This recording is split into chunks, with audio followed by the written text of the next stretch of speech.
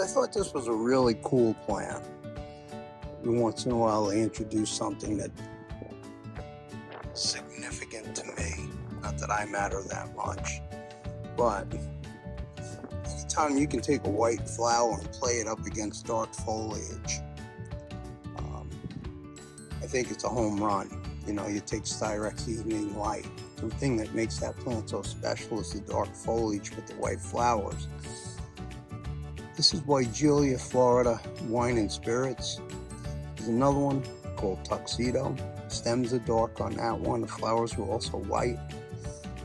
And I think it's really cool that you can get this contrast on this plant. Flowers end in May, early June for about a week and a half or so, maybe 2 weeks.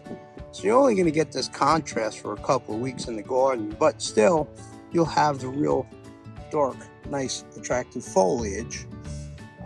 It's a 3 by 5 or 3 feet by 3 feet or 5 feet by 5 feet, plant in the garden.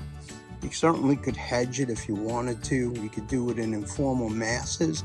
You could use it, possibly in a flower garden or a perennial garden setting. I think it would work real well.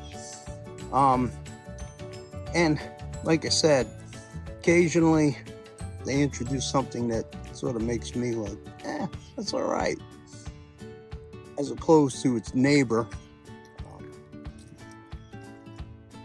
which I'm not going to get into it, but that's Weigela Stunner, dark leaf red, because we needed another dark leaved red flowering Weigela that designers and architects just swoon over.